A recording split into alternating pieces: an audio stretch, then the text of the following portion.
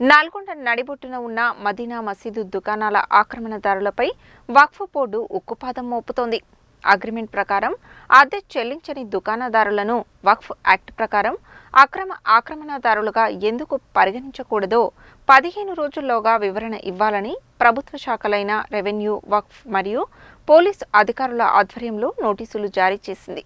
వక్ఫ్ చట్టం ప్రకారం 2 నెలలు అద్దె చెల్లించని వారిని ఆక్రమణదారులుగా పరిగణించి డిమాండ్ ఎవిక్షన్ నోటీసులు జారీ చేయబడతాయి.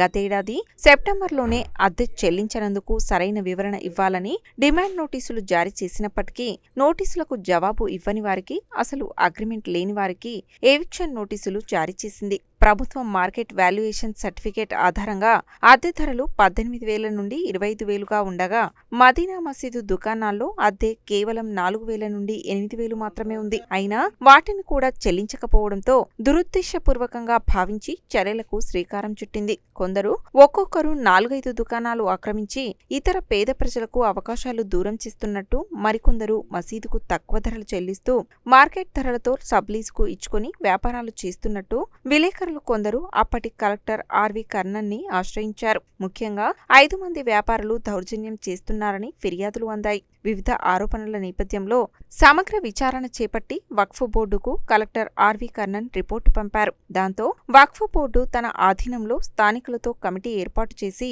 మసీదు నిర్వహణ మరియు పర్యవేక్షణ బాధ్యతలు అప్పగించింది. కొత్త కమిటీ దుకాణదారులతో చర్చలు జరిపి నిర్ణయించిన నియమాలను మొదట అంగీకరిస్తూ అగ్రిమెంట్ చేసుకుని తరువాత కమిటీపై వ్యతిరేకత చూపారు. ఏళ్ల తరబడి అద్దె సవరణ జరగలేదని గ్రహించిన కమిటీ 100 నుండి 150 చదరపు అడుగులు ఉన్న మడిగలకు 3,500 నుండి 4,000కు, 180 నుండి 200 చదరపు అడుగులు ఉన్న మడిగలకు 5,000 నుండి 6,000కు, 300 చదరపు అడుగులు పైన ఉన్న మడిగలకు 6,200 నుండి 8,000కు సవరించింది. సబ్లీజు నిషేధం, ఒక్కరికి 2 కంటే ఎక్కువ దుకాణాలు అనుమతి లేదు అన్న నిబంధనలు వక్ఫ్ యాక్ట్ ప్రకారం కమిటీ విధించింది. తమ పంతం ఇక వక్ఫ్ కమిటీ ముందు చెల్లదని గ్రహించి జనవరి 2024 నుండి అమలవ్వాల్సిన అద్దె చెల్లింపులను నిలిపివేశారు.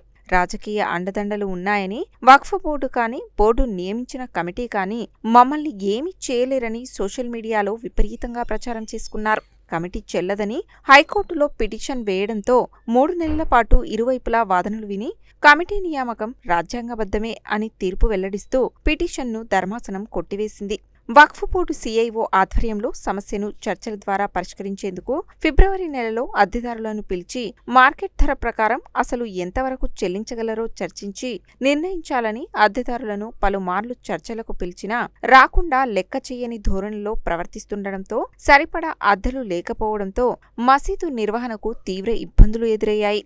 ఏడాది పాటు అధిక శాతం మసీదు ఖర్చులు కమిటీ సభ్యులే భరిస్తున్నారు. గత సంవత్సరం డిమాండ్ నోటీసుల తరువాత సంతృప్తికరమైన వివరణ లేకపోవడంతో వక్ఫ్ బోర్డు తీవ్రంగా పరిగణించింది.